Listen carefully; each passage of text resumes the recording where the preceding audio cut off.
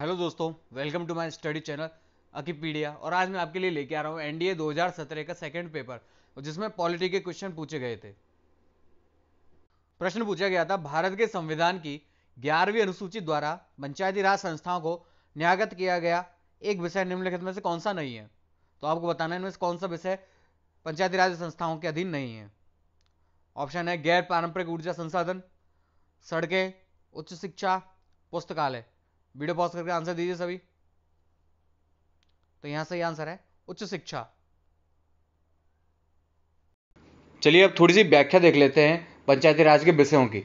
तो भारतीय संविधान की 11वीं अनुसूची को 73वें संविधान संशोधन अधिनियम के द्वारा 1992 में जोड़ा गया था और इस अनुसूची में 29 विषय शामिल हैं। और इस अनुसूची में पंचायत की शक्तियां ग्रामीण विकास, गरीबी उन्मूलन, बाजार, सड़क और पीने का पानी जैसे जरूरी विषय शामिल हैं। और उच्च शिक्षा को इसमें शामिल नहीं किया गया, जो कि ऑप्शन में सही नहीं था। अगला प्रश्न पूछा गया था, कैबिनेट मिशन प्लान ने भारत के लिए निम्नलिखित में से किस पर विचार किया। ऑप्शन महासंघ, परिसंघ, एकात्मक शासन प्रणाली या फिर राज्यों का संघ। वीडियो पॉज करके आंसर दीजिए सभी। तो यहां सही आंसर है महासंघ। देखिए, कैबिनेट मिशन प्लान जो 1946 का था, उसकी पृष्ठभूमि देखते हैं सबसे पहले। तो द्वितीय विश्व युद्ध समाप्त हो गया था और इंग्लैंड ने पहले आश्वासन दे रखा था कि युद्ध में विजयी होने के बाद वह भारत को सुशासन का अधिकार दे देगा। और इस युद्ध के फलस्वरूप ब्रिटिश सरकार की स्थिति स्वयं दयनीय हो गई थी और अब भारतीय साम्राज्य पर नियंत्रण रखना उसका सरल नहीं रह गया था। बार बार पुलिस, सेना, कर्मचारी, श्रमिकों का विद्रोह हो रहा था। अधिक दिनों तक भारतीय साम्राज्य को सुरक्षित रख पाना इंग्लैंड के लिए असंभव होता जा रहा था। तो भारत की राजनीति परिस्थिति का अध्ययन करने और समस्या का निदान खोजने के लिए ब्रिटिश संसद ने एक प्रतिनिधिमंडल मार्च 1946 को भेजा।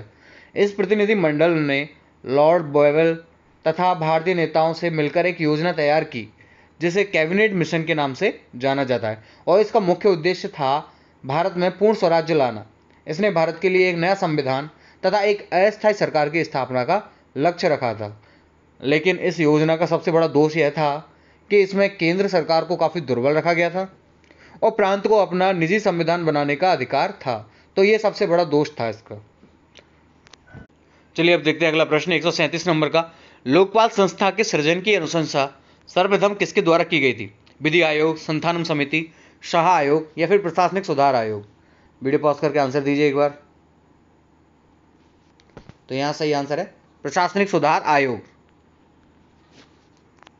चलिए बात कर लेते हैं प्रथम प्रशासनिक सुधार आयोग के बारे में। तो 5 जनवरी 1966 को मोरारजी देसाई की अध्यक्षता में प्रशासनिक सुधार आयोग का गठन हुआ। बाद में मोरारजी के केंद्रीय मंत्रिपरिषद में शामिल हो जाने की वजह से के हनुमंतैया को अध्यक्ष नियुक्त किया गया। आयोग ने अपनी जो पहली रिपोर्ट थी वो 20 अक्टूबर 1966 को और जो दूसरी रिपोर्ट थी वो 30 जून 1970 को पेश की।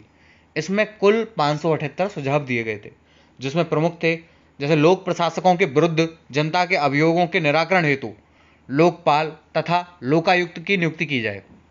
मंत्रिपरिषद का आकार आवश्यकतानुसार रखा जाए और प्रधानमंत्री, वित्त मंत्री और किसी भी मंत्री को योजना आयोग का अध्यक्ष अथवा सदस्य नहीं बनाया जाए। योजना आयोग की अधिकतम संख्या 7 रखी जाए और संविधान के अनुच्छेद 263 के तहत अंतर्राज्य परिषद की स्थापना भी की जाए। अगला प्रश्न पूछा गया, संसद के किसी भी सदन का सदस्य ना होने पर भी निम्नलिखित में कौन संसद के दोनों सदनों की बैठक में उपस्थित हो सकता है। ऑप्शन में है भारत का महासॉलिसिटर, भारत के उपराष्ट्रपति, भारत का नियंत्रक एवं महालेखा परीक्षक या फिर भारत का महान्यायवादी। तो ये 4 ऑप्शन है आपके सामने। वीडियो पॉज करके एक बार अच्छे से क्वेश्चन पढ़िए और आंसर दीजिए। यहां सही आंसर है भारत का महान्यायवादी, डी ऑप्शन सही है। चलिए अब थोड़ा सा भारत के महान्यायवादी के बारे में देख लेते हैं।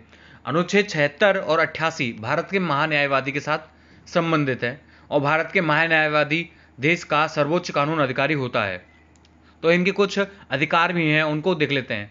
तो उसे संसद के दोनों सदनों, उसे किसको, महान्यायवादी को, संसद के दोनों सदनों या उनके संयुक्त बैठकों की कार्रवाई में हिस्सा लेने का अधिकार है, परंतु उसे वोट देने का अधिकार नहीं है। यह अनुच्छेद 88 में लिखा हुआ है।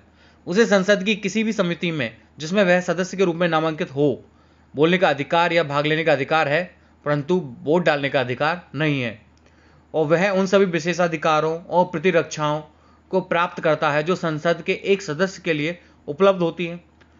अपने कर्तव्यों के निष्पादन में वह भारत के राज्य क्षेत्र में सभी न्यायालयों में सुनवाई का अधिकार रखता है। तो ये कुछ अधिकार हैं जो महान्यायवादी को दिए गए हैं। प्रश्न पूछा गया था, निम्नलिखित में से किन शर्तों को पूरा करके कोई राजनीतिक दल एक राष्ट्रीय दल के दर्जे का दावा कर सकता है। तो यहाँ 4 कथन दिए हैं, आपको उनको मैं बताना है इनमें से कौन कौन से सही है। पहला है, लोकसभा अथवा राज्य विधानसभा के एक आम चुनाव में किन्हीं 4 या इससे अधिक राज्यों में डाले गए वैध मत या वोटों का कम से कम 6% प्राप्त होने पर। और दूसरा है, किसी राज्य अथवा राज्यों से लोकसभा की कम से कम 4 सीटों पर विजय पाकर अथवा लोकसभा में कम से कम 2% सीटें जीतकर, अर्थात 543 वाले सदस्य या फिर मौजूदा सदन में 11 सीटें, और ये सदस्य कम से कम 3 विभिन्न राज्यों से निर्वाचित हो। और तीसरा कथन है, दावा करने वाले दल को कम से कम 2 राज्यों में प्रांतीय दल के रूप में मान्यता प्राप्त हो। और चौथा है, इसका मुख्यालय नई दिल्ली में होना अनिवार्य है। तो आपको ये बताना है इनमें से कौन कौन से सही है और कौन कौन से गलत हैं। कूट का प्रयोग भी करना है आपको। एक बार वीडियो पॉज करके अच्छे से प्रश्न को देखिए और यहाँ आपको कूट बताना है।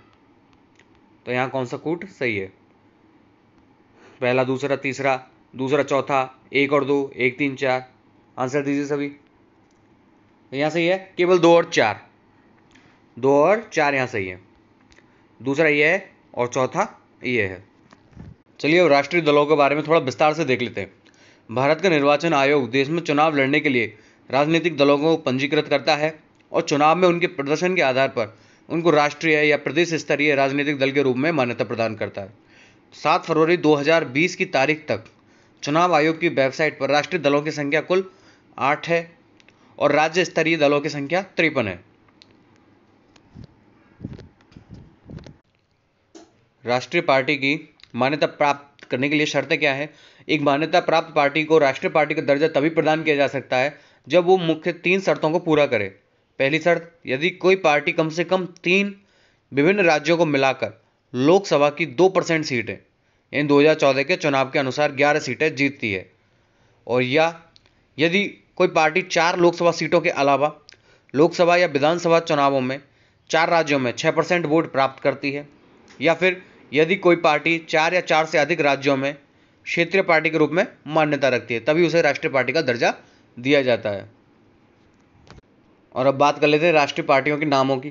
तो बीजेपी है, बीएसपी है, बहुजन समाज पार्टी, फिर सीपीएम है, मार्क्सवादी कम्युनिस्ट पार्टी, सीपीआई है, भारतीय कम्युनिस्ट पार्टी, आईएनसी है, भारतीय राष्ट्रीय कांग्रेस, राष्ट्रवादी कांग्रेस पार्टी एनसीपी, और टीएमसी है, तृणमूल कांग्रेस पार्टी, और एनपीपी है यानी नेशनल पीपल्स पार्टी।